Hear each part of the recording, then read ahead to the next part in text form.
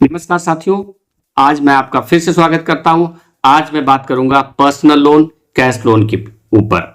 Personal loan, cash loan किसको मिल सकता है, कौन पात्र हो सकता है, चलिए आगे बढ़ते हैं। लेकिन आगे बढ़ने से पहले एक बात ध्यान रखिए, यदि मेरा ये वीडियो पसंद आए तो सबसे पहले आप सब्सक्राइब और लाइक, कमेंट और शेयर करना ना भूलें, क्योंकि यदि आप ऐसा नहीं करेंगे, खाली आप हमारा वीडियो देखेंगे और कोई कमेंट लाइक नहीं करेंगे, तो उस केस में हमको नहीं पता लगेगा कि जो मैंने आपको इन्फॉर्मेशन दी है वो आपको अच्छी लगी है या नहीं लगी है। यदि नहीं लगी है तो भी आप अपना कमेंट लिख सकते हैं कि आपको क्या कमी लगी है और आपको क्या इन्फॉर्मेशन और चाहिए थी। वो डेफिनेटली हम आपको कमेंट बॉक्स में रिप्लाई जरूर करेंगे।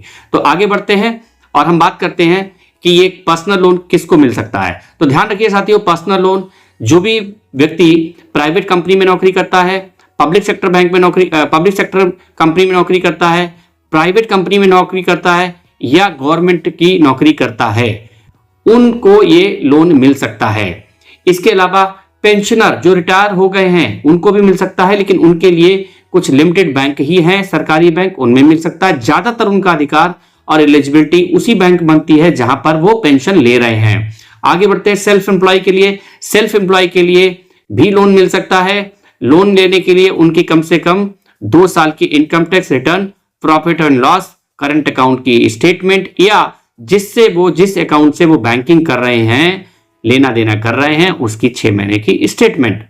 लोगों की उम्र कितनी होनी चाहिए इसके लिए, लोन लेने के लिए उम्र की भी सीमा है, तो कम से कम 23 साल, अधिकतम 65 साल।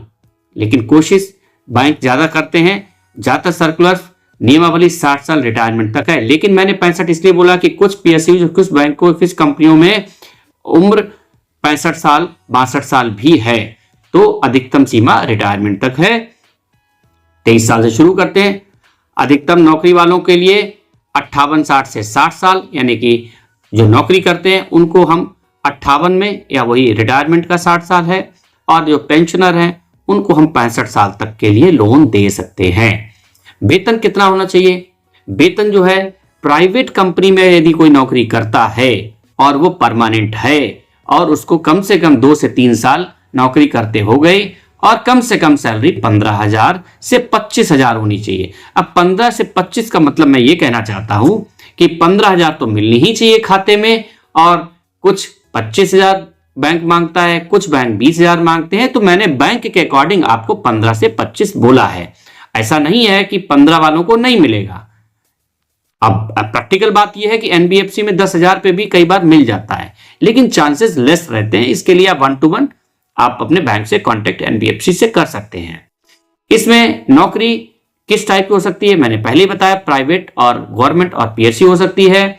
सेल्फ एम्प्लॉय के लिए आप ध्यान रखिएगा कि इनकी आईटीआर के बेसिस पर मिलता है। आईटीआर पिछले 2 सालों का 2.5 लाख से 3 लाख रुपए की आईटीआर कम से कम होनी चाहिए, और 2 आईटीआर कम से कम होनी चाहिए। साथ साथ में बैंक स्टेटमेंट और जीएसटी और केवाईसी, ये चलेगा। डॉक्यूमेंट सभी के लिए केवाईसी हमने आपको बोला ही है। आधार कार्ड और पैन कार्ड मस्ट है, और आपको यदि ड्राइविंग लाइसेंस, पासपोर्ट और वोटर कार्ड भी है तो आप दे सकते हैं। लेकिन यदि नहीं है या किसी कारण पर नहीं दे पा रहे हो तो आपको आधार पैन देना बहुत जरूरी और आवश्यक दस्तावेजों में आता है।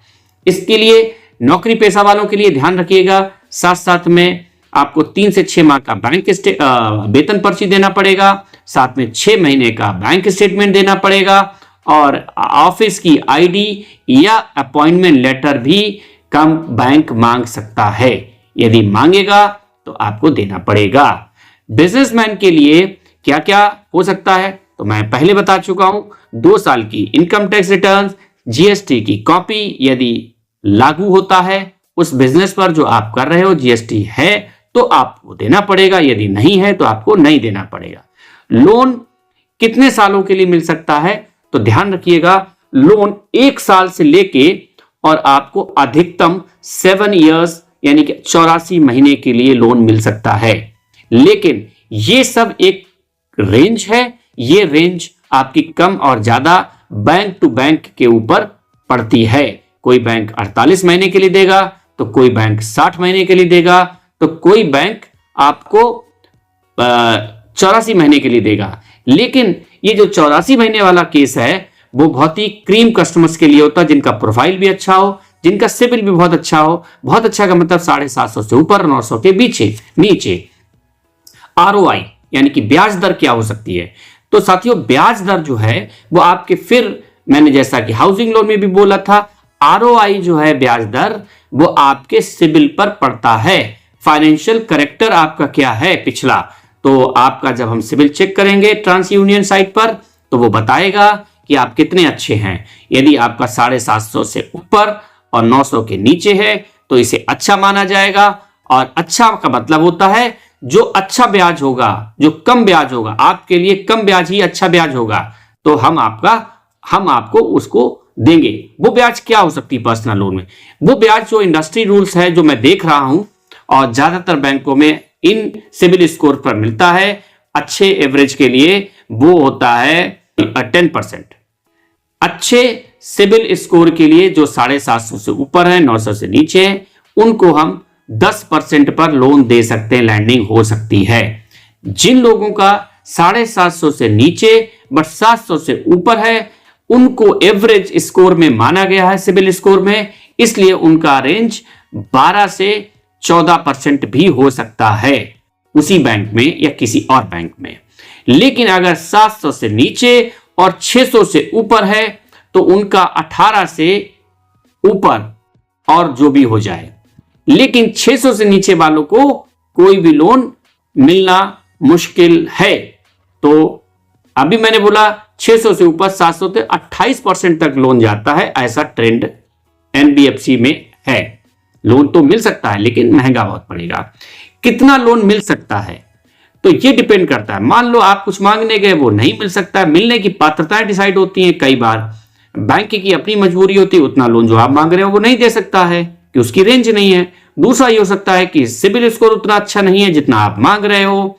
और तीसरा ये होता है कि हमको नहीं लगता है कि आपको उतना लोन देना चाहिए, क्योंकि आप उनके पहली बार लोन लेने आएंगे, कोई पास हिस्ट्री नहीं है उस बेसिस पर। तो ये बैंक का अपना विवेक और डिसीजन कई बार हो जाता है।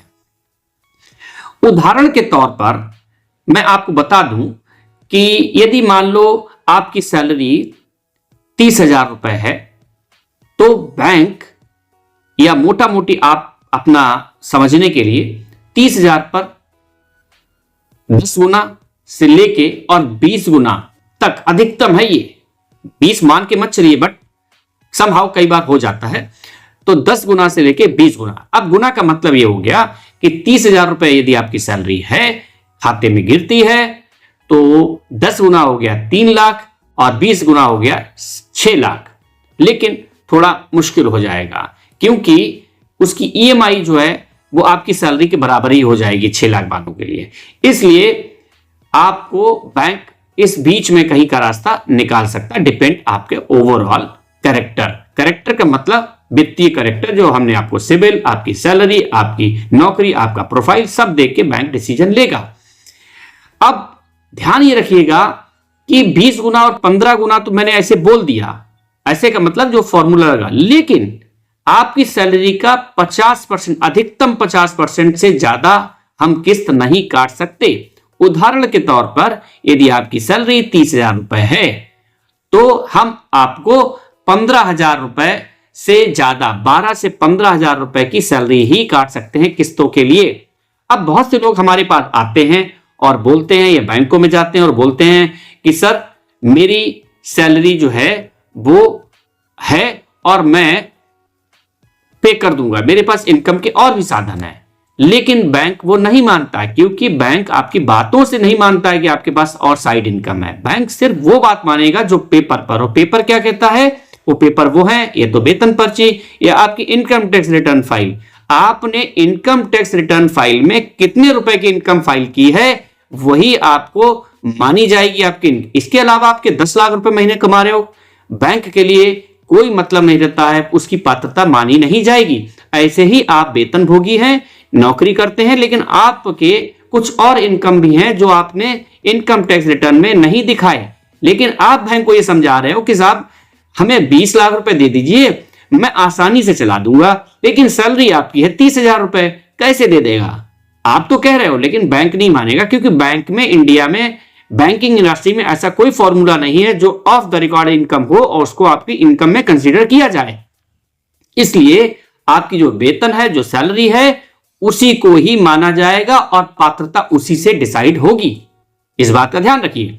एक बात इंपॉर्टेंट है, हम जब बात करते, इंटरव्यू लेते, हमारे पास कोई उपभोक्ता कस्टमर आता है, अपनी एप्लीकेशन लेके बैंकों में जाता है और वो कहता है कि साहब, हम पूछते हैं इनकम क्या है, तो इनकम आपकी बता देता है, यानी कि जो खाते में गिर रहा है वो बता देता है। लेकिन वो ये नहीं बताता कि साहब मैंने भी पहले से भी लोन ले रखे हैं। यदि आपने पहले से लोन ले रखे हैं तो जब आपकी सैलरी महीने में एक बार आई, मान लो 30,000 रुपए, और ऑलरेडी 5,000 रुपए की किस्त कट रही है, तो वो भी आप बताइए कि साहब मेरी 30 तो आ रही, लेकिन 5,000 रुपए मेरी कटौती भी हो रही, तो बचे कितना? आपके पास 25,000 रुपए। और 25,000 रुपए जब आपकी सैलरी बची है तो हम आपका 50% से ज्यादा काट नहीं सकते, 40 to 50%। हम आपको चलो थोड़ी देर के लिए 50% लेते हैं, तो 50% कितना हुआ? 12,500 रुपए। तो हम 12,500 को ही पर ही आपकी किस्त बनाएंगे, वही आपकी पात्रता होगी। इस तरीके से ये बैंक डिसाइड करता है। और बैंक अपने पॉकेट से नहीं कुछ भी करता है, ना अपने मन से करता है। जो बैंक के इंटरनल पॉलिसी और सर्कुलर्स हैं, उसी बेसिस पर मैनेजर और लोन अधिकारी आपको लोन सजेस्ट करता है, लोन का टेन्योर डिसाइड करता है। और ब्याज आपका हमने बता ही दिया है कि आपका ब्याज सिविल स्कोर के बेसिस पर है। जरूरी सच्चाई या ध्यान रखिएगा कि सब तो ठीक है, लेकिन जरूरी सच्चाई यह है कि सिविल अगर 650 से नीचे है तो बैंक से लोन लेना मुश्किल होगा। ज्यादा लोन, ज्यादा ईएमआई लोन एप्लीकेशन रिजेक्शंस का कारण बनता है। समझ रहे हैं आप? यानी कि आप लोन पहले से ही ले रखे हैं, ज्यादा किस्तें पहले से ही दे रहे हैं, क्रेडिट कार्ड ले रखा है, किस्तें पहले से चल रही हैं, और आप फिर एक लोन लेने पहुंच गए, तो ये जरूरी नहीं कि आप कितने भी अच्छे हो, आपका कोई डिफॉल्ट ना हो, तब भी आपको लोन नहीं मिलेगा, क्योंकि आपकी पात्रता सैलरी के 50% से ऊपर हम नहीं ले सकते, उससे नीचे या उतना तक रहेंगे जो ऑलरेडी आपका चल रहा है। इसलिए कारण होगा रिजेक्शंस का। तो मेरी ये पर्सनल लोन पर ये इंफॉर्मेशन कैसी लगी, ये वीडियो कैसा लगा? यदि आपको अच्छा लगा तो आप मेरे चैनल से हटने से पहले मेरे चैनल को सब्सक्राइब, लाइक और कमेंट करना ना भूलें, क्योंकि यही हमारी स्ट्रेंथ है और यही आपका इनाम मेरे लिए है। क्योंकि मुझे नहीं पता लगेगा कि आपको मेरा ये चैनल यानी कि ये वीडियो कैसा लगा। यदि अच्छा लगा तो ये जरूर करें, और फिर हम एक नए टॉपिक पर अगले वीडियो में फिर जल्दी ही मिलेंगे। तब तक के लिए थैंक यू सो मच, धन्यवाद।